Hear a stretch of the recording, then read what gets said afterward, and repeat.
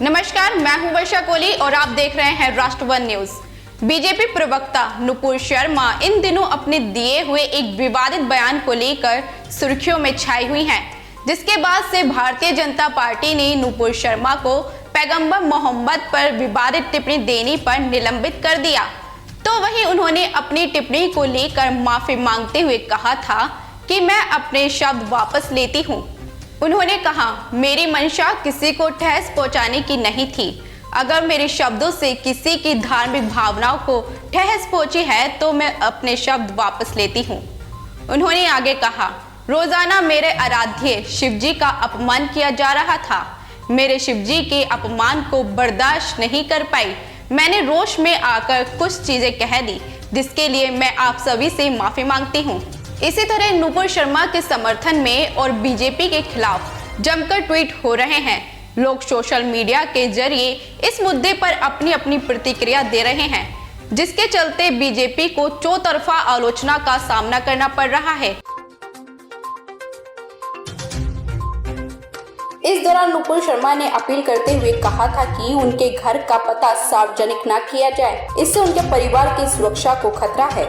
साथ ही उन्होंने उन्हें और उनके परिवार को सुरक्षा दिए जाने की मांग की। तो वहीं नुपुर शर्मा के विवादित बयान के बाद बीजेपी ने जैसे ही उन्हें पार्टी से निलंबित किया, उसके बाद से ही नेताओं और आम लोगों की इस पर प्रतिक्रिया आना शुरू हो गई। इस समय पार्टी दो तरफा हमला झेल रही है, जहां एक तरफ बीजेपी के समर्थक इस बात से नाराज हैं कि नुपुर शर्मा को सस्पेंड कर दिया गया, तो वहीं दूसरी ओर बीजेपी के विरोधी बीजेपी पर आक्रामक बयान दे रहे हैं। इसी कड़ी में जुड़ते हुए सपा प्रमुख अखिलेश यादव ने ट्वीट कर कहा, भाजपा नुपुर शर्मा पर सिर्फ निलंबन की दिखावटी कार्रवाई न करे, बल्कि वैधानिक कदम उठाए। विवादित बयान पर भाजपा से निलंबन तो उनका भी हुआ था, जो आज उत्तर प्रदेश की भाजपा सरकार में मंत्री बने बैठे हैं। तो वहीं कांग्रेस नेता दिग्विजय सिंह ने कहा, काश मोदी शाह जी आपने अपने अंध भक्तों को इतनी खुली छूट नहीं दी होती तो भारत की विदेशों में इस प्रकार की बेइज्जती नहीं होती। ये केवल शुरुआत है।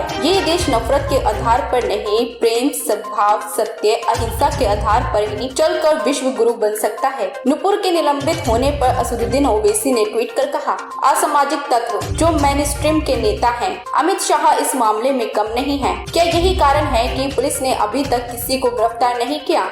निलंबन तो बस एक दिखावा है। छोटा सावरकर जैसे नेताओं को सरकार का समर्थन है। अगर सही मायने में सभी को दंडित किया जाता तो भाजपा के प्रवक्ता टीवी पर पैगंबर का अपमान नहीं करते। तो वहीं बसपा सुप्रीमो मायावती ने ट्वीट कर कहा कि देश में सभी धर्मों का सम्मान जरूरी, किसी भी धर्म के लिए आपत्तिजनक भाषा का इस्तेमाल उचित नहीं। इस मामले में बीजेपी को भी अपने लोगों पर सख्ती से शिकंजा कसना चाहिए। केवल उनको सस्पेंड व निकालने से काम नहीं चलेगा, बल्कि उनको सख्त कानूनों के तहत जेल भेजना चाहिए। जहां एक तरफ बीजेपी विरोधी पार्टियां बीजेपी पर हमलावर हैं, वहीं नुपुर शर्मा के समर्थक भी अब सामने आकर बीजेपी को घेर रहे हैं। नुपुर शर्मा के समर्थन में लेखक आनंद रंगनाथन ने अपने आधिकारिक ट्विटर हैंडल से ट्वीट करते हुए कहा, नुपुर शर्मा को सस्पेंड करना भाजपा की कायराना हरकत है। पार्टी ने उन्हें भेड़ियों के हवाले कर दिया है।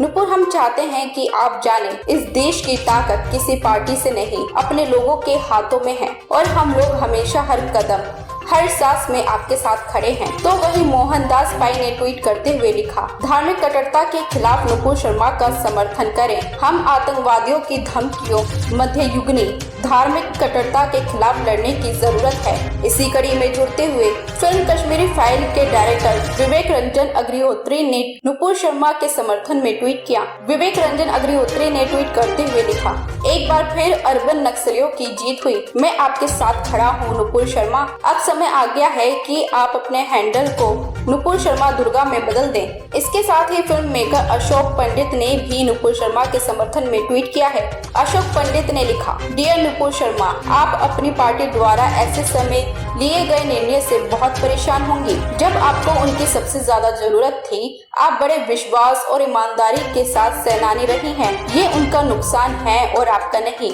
आप एक विजेता हैं और आप ऐसा करना जारी रखिए। हिंदुवादी कहे जाने वाली पार्टी बीजेपी को अब अपने इस कदम के बाद से हिंदुओं की निंदा का भी सामना करना पड़ रहा है।